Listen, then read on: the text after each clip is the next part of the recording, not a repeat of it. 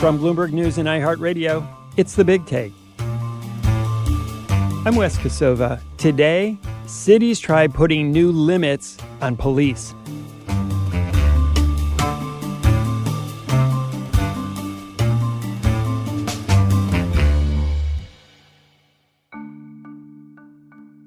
Police violence, especially against people of color, has been an urgent problem for years. Yet despite so many deaths of citizens in all parts of the U.S., many cities have failed to stop it. Details continue to emerge about what happened to Tyre Nichols on January 7th. Community members and activists continue to voice their concerns and demand change. In fact, many of them. 5 police officers are charged in the death of Tyre Nichols, a 29-year-old black man in Memphis who was brutally beaten after being pulled over. Nichols' death has renewed attention to traffic stops. City councils in several U.S. cities have passed or are working on legislation to limit reasons police can pull a person over. In part, it's intended to reduce police contact with citizens. The first thing we're trying to do is address the idea of driving while black. A lot of people have stories and narratives that puts them in a position where they feel like they've been pulled over for the color of their skin. That's Philadelphia Councilman Isaiah Thomas. He led the city's effort to curtail police stops for minor violations like a hanging air freshener or a broken taillight. We'll hear more from him later in the program. First, my Bloomberg colleagues Sarah Holder and Fola Akinobi. They've been reporting all about this, and they join me now from New York. Sarah, you've been reporting on police stops for CityLab. What does the data tell you about how frequent traffic stops by police are, how big a problem this is? Traffic stops are the most common way police come into contact with the public every day. Police conduct around 20 million traffic stops every year, and a small fraction of those turn violent or deadly. But when you look at the data on police violence and police killings in America, you can see that 7% of deadly police encounters started with a traffic stop last year. Between 2018 and 2021, 10% of all of the deadly police killings started with a traffic stop. So these are a really common way that police come into contact with the public, and sometimes they can go wrong. And Fuller, we're seeing this in cities across America. Is that right? Yeah, that's right. New York City, which is where we're based, actually had to release traffic stop data for the first time in 2022. In New York City, there were 673,000 traffic stops in 2022 alone. Now, talking to the NYPD about these stops, they say that, they're an important part of their enforcement practices. Only about 2% of those stops resulted in an arrest. And there's actually a similar story for pedestrian stops, which there's a much richer history of data for. And what's the most common reason somebody gets stopped? There's a whole range of reasons why someone might get stopped by police in a car. Some of them are for offenses that do impact traffic safety, like speeding or running a red light.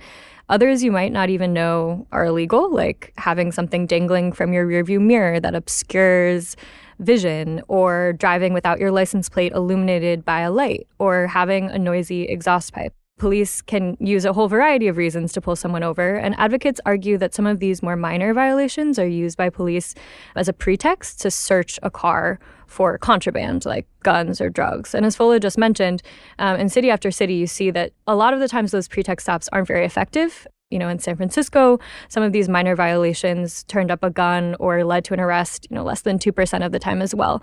And in Philly, you're seeing the same thing. Traffic safety is a big issue on America's roads. In 2021, 40,000 people were killed in car accidents. So this is a major issue of concern, but not all of these traffic stops are really addressing the root causes of that traffic violence. Thinking about New York again, beyond the outcomes of the stop, we also see huge racial disparities in the stop. Roughly 60% of the stops involve Black or Latino motorists. And that's, of course, disproportionate to the population of those folks in the city. Like Sarah mentioned earlier, can sometimes lead to deadly encounters. And beyond that, can lead to, distrust or feeling that communities are being targeted by officers. Yeah, those disparities hold nationally as well. A study of nearly 100 million traffic stops found that Black drivers were 20% more likely than white drivers to be pulled over.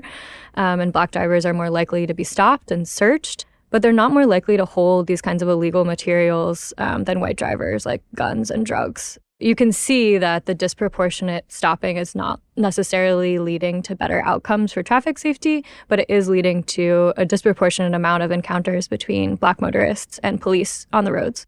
So one very public recent example of that was Tyre Nichols' death in police hands. And that has led cities really to take a new look at traffic stops. Is that right? Yeah, after the killing of George Floyd in 2020. Peaceful protests across the country have far outnumbered incidents of violence stemming from the killing of George Floyd. Philadelphia was one of the first cities to look at traffic stops as a way to limit these police and public interactions.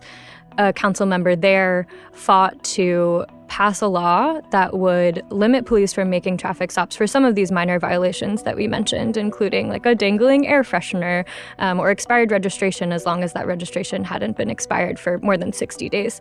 So he worked with the police department there and with advocates on the ground to pass this legislation. We'll be seeing some data on how that's been working in the next few weeks. In Memphis, a city council member has proposed legislation doing the same thing as Philadelphia once did. She's targeting several low-level violations that police typically pull drivers over for and making it so that police can no longer pull over people just for these low-level violations. People can still be cited for having late registration or an expired emissions check documentation, but they can't be the only reason that police pull someone over. And again, that's to try to limit the kinds of interactions that led to Nichols' death. In Memphis, police say that they pulled Mr. Nichols over for reckless driving, but the police chief there says there still hasn't been enough evidence to prove whether that was the case or not. To come back to New York City, the city council passed a law a few years ago to require the reporting of the vehicle stops, and 2022 is the first year for which we have that data. But going back to 1999, another high-profile police killing here, the shooting of Amadou Diallo by 4 police officers. Today marks 24 years since Amadou Diallo was shot and killed by police officers with the NYPD's Street Crimes Unit. Required the city to report pedestrian stops as a result. And so to that end, last year in 2022, there were 15,000 pedestrian stops. And so that's on top of the 673,000 vehicle stops. Of the 15,000 pedestrian stops, 90% of them were Black or Latino folks walking around the street. Yeah, after these kinds of high-profile killings by police that start with a traffic stop like the death of Philando Castile. What began as a routine traffic stop turned deadly Wednesday. Family members confirm that 32-year-old Philando Castile has died. Dante Wright. The police chief says they stopped Dante Wright because he had an expired registration on his license plate. And now Tyre Nichols. There have been efforts to look at the practice and reform it in New York City, in Memphis and Philadelphia, in states like Virginia, and also in cities in California like Berkeley and Oakland. They've tried to take police out of traffic stops entirely and to civilianize the practice. They've run into issues with the state sort of coming after them, saying they're not allowed to make those kinds of local level adjustments. Do the cities and police departments that are reducing the number of low-level traffic stops say that they're doing it to reduce the number of times that police kill a motorist?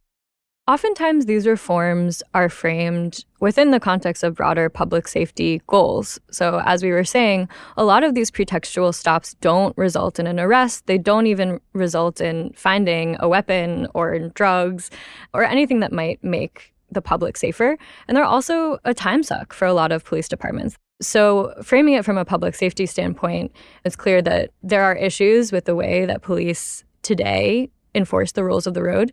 But there's, of course, disagreement about how far these reforms should go and whether, pretextual stops are needed and whether police are needed on the roads to be enforcing these laws. There's fear that if police pull back from doing traffic stops entirely, pedestrians will be less safe. And these changes aren't necessarily coming from police departments. They're coming from policymakers who are trying to reverse some of these racial disparities that we see, again, both in pedestrian and in vehicle stops. And I'll just note that when writing about the number of stops in New York City, I spoke with NYPD and they defended the use of these stops, both pedestrian and vehicle stops. And they said that they called them an essential tool in their crime-fighting capabilities and that they're using increased precision to make the stops. It's interesting. After a year of this policy being in place in Philadelphia, where police are pulling over fewer drivers for these minor offenses, preliminary data shows that traffic stops overall are down slightly, but that the amount of contraband that's actually been picked up has doubled. So doing these more targeted stops appears to be having a positive impact in some of the policing strategies that departments across the country tend to favor. If the solution to police violence against citizens is to limit the number of times police can get near citizens, it seems like sort of a big failure in thinking about policing, that instead of saying, hey, we have to make sure that cops aren't violent and killing people, we say we're just going to keep cops away from people. A lot of the reforms of the last few years have been to try to stop police from taking such an outsized role in many parts of public life. Like, we've seen cities try to address mental health calls or calls for unhoused people, not by police, but by social workers. We're seeing this in traffic enforcement as well. It does speak to a broader issue that the culture of policing is violent, and advocates would argue that there are broader reforms and structural reforms needed. A lot of times what cities have under their control is the amount of responsibilities and the amount of time that police spend interacting with the public.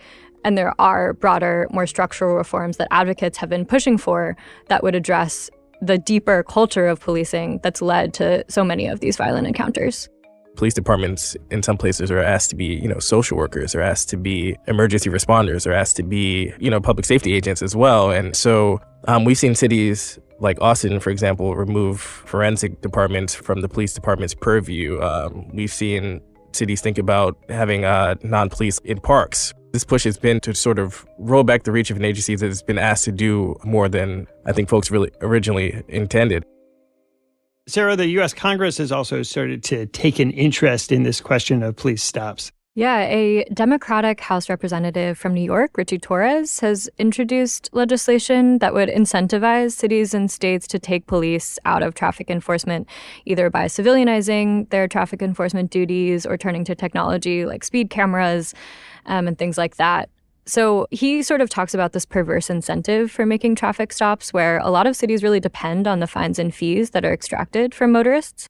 Because of all the issues that we were discussing, Torres says that there should be more of an incentive not to conduct extra stops or disproportionate stops just for that financial reason. So he's proposing a $100 million grant under the Department of Justice that would reward cities that really take a look at their traffic enforcement and try to think of a way to do it better. I think it'll be important to look at whether these laws stick at all, whether they do spread. Already you're seeing in Philadelphia, the police union has sued the city over this law. You're seeing in Pittsburgh, which followed Philadelphia's lead in passing similar legislation limiting these low-level police stops. The police chief has told officers not to follow it anymore, pending more training. You're seeing in Virginia, a Republican House trying to vote to overturn some of these more sweeping laws limiting low-level stops as well. So you're already seeing a backlash brewing even where these reforms have been made, and we've seen that with the movement to defund or cut funding from police or reallocate resources away from police in the wake of George Floyd's killing. So I think the first thing to pay attention to is whether these promises are followed up on. Part of it is also the accountability and the data transparency and the follow-up to see whether police departments are actually taking this training with them into the field, whether they're actually following the letters of these laws that have been passed, because we've seen, in places like Minneapolis, which was seen as sort of a bastion of police reform before the killing of George Floyd, like a lot of laws on paper don't really do much when you have sort of this culture of violence in policing, or you have bad actors in the field, or you have these perverse incentives and these disparities showing up time and time again. Sarah Holder, Fola Kanabi, thanks so much for joining me today. Thanks so much. Thanks for having me. When we come back, how Philadelphia's experiment in limiting traffic stops is working out.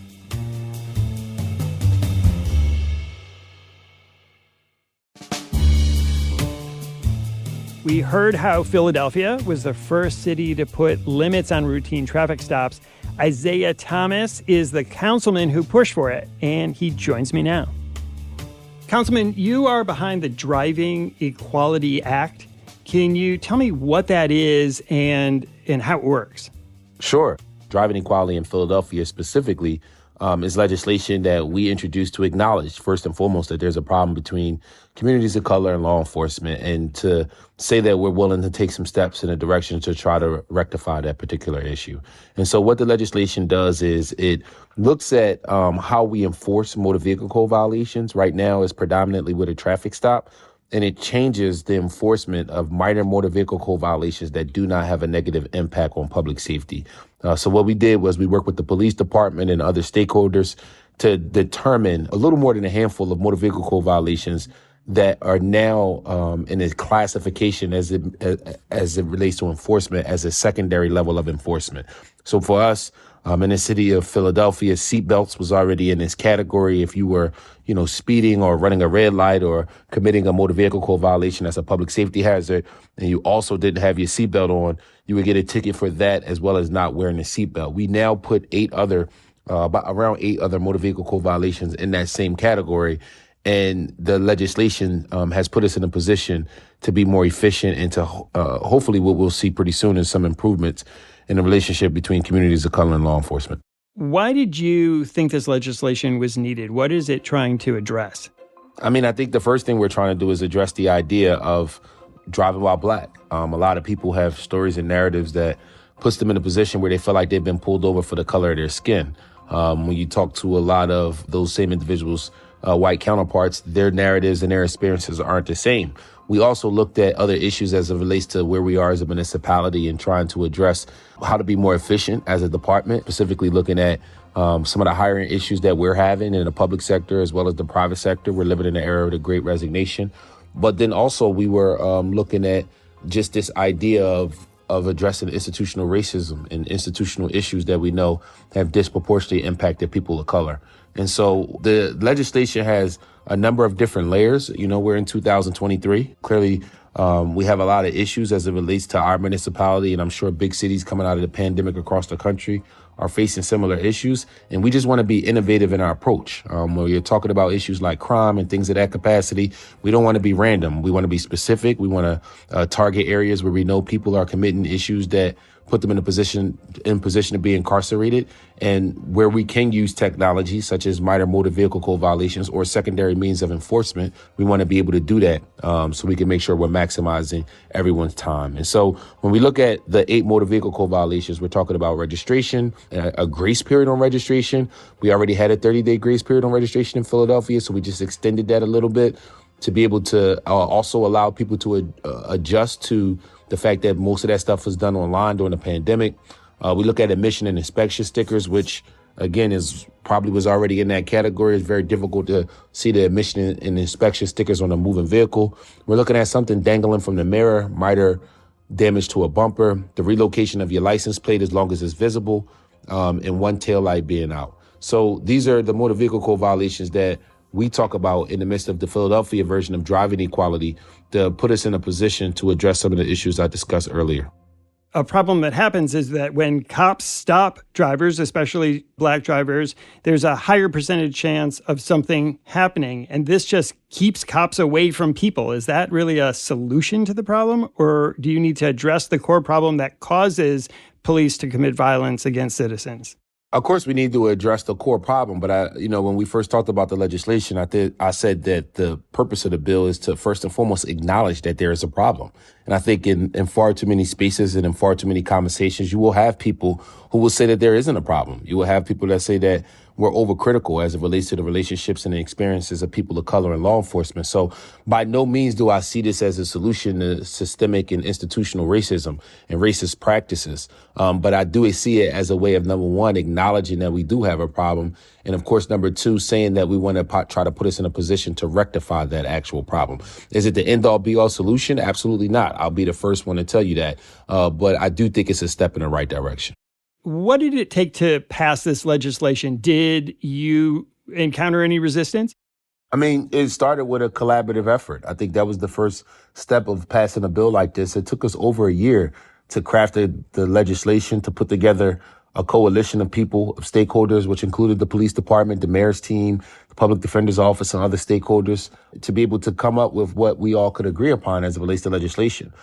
So it was very time consuming. It consisted of a lot of work. We had to talk to a lot of our legal partners to assure that we were doing it in a way that could withstand a challenge in court, and to make sure that the bill couldn't be repealed based on it being some type of illegal legislation. So at the end of the day, the process was a very tedious one. We tried to be as detail oriented as possible. We followed the data and talked to a lot of experts, and put us in a position to be able to pass the bill. Pretty soon, we're going to be coming upon the 1-year anniversary since the implementation of the bill.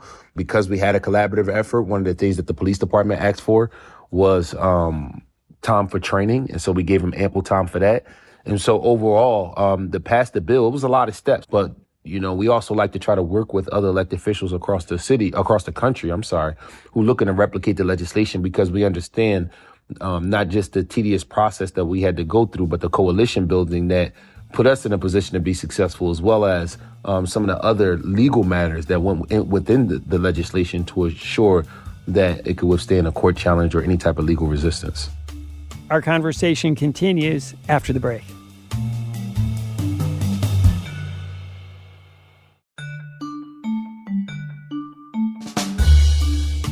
How did the Fraternal Order of Police in Philadelphia respond to the legislation? We haven't been in dialogue with them about the legislation. They filed a lawsuit against the actual bill in court. And so we have ongoing legal matters.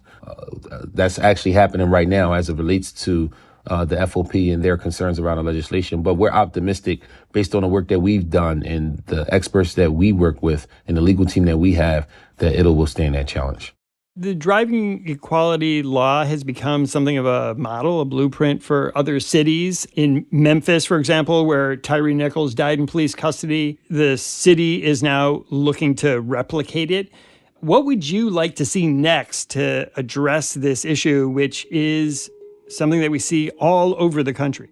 We like the idea of incentivizing cities all across the country to use technology as often as they can to address issues related to minor motor vehicle code violations. I think that's the direction that we are encouraging governments to go in. There's no reason that some of the lessons that we learned during the pandemic can't be applied to some of the institutional issues that people of color experience all across the country. So driving equality is just a first step in the direction of hopefully trying to put us in a position to assure that when we are having interactions between community of color and law enforcement, is not always a negative one.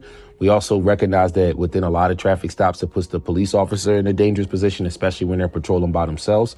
And we also recognize that it makes us more efficient as a city and as government to be able to have our police focus on things that are a serious public safety hazard. Minor motor vehicle code violations are not a serious public safety hazard. When you look at issues around traffic and what police do around addressing traffic, we want to pull them out of those areas as well too, because overall we want to redefine what it means to police, to have communities to police, and the relationship between communities of color and law enforcement. That's a big part of the direction that we want to go in moving forward, and we want to see some traction as it relates to improving the level of trust. What do you make of this bill in Congress that would remove police from traffic stops? First of all, I love the concept. I love the idea of the federal government incentivizing local governments to use things like technology and to invest in infrastructure to be able to address minor motor vehicle code violations. You look at things like noise ordinances. You look at, especially when you talk about like modified vehicles, you look at things like something dangling from your mirror. You look at some of the minor issues that's in driving equality. And I love the idea of incentivizing cities to move away from that particular model because, I believe it's archaic. When you look at crime and the issues that crime have created all across the country over the last, you could probably say the last 50 years, post 1970, crime has really been driven by issues like poverty, issues like addiction and things of that capacity. And over-policing neighborhoods will not put us in a position to address some of these systemic issues that unfortunately often hurt communities of color worse than other neighborhoods. And so at the end of the day, when I think about the idea and the concept of legislation on a federal level, incentivizing cities to use things like technology and other innovative measures to address minor violations, it puts us in a position, I think, to move effectively into the next decade into the future to see what it means to not just address this issue of driving while black, but to improve the ability for police to do their job in communities of color. Councilman Isaiah Thomas, thanks for speaking with me. Thank you for having me. I appreciate it. Thanks for listening to us here at The Big Take. It's a daily podcast from Bloomberg and iHeartRadio. For more shows from iHeartRadio, visit the iHeartRadio app, Apple Podcasts, or wherever you listen. And we'd love to hear from you. Email us questions or comments to bigtake@bloomberg.net. The supervising producer of The Big Take is Vicky Vergolina. Our senior producer and the producer of this episode is Catherine Fink. Hilda Garcia is our engineer. Our original music was composed by Leo Sidran. I'm Wes Kosova. We'll be back tomorrow with another Big Take.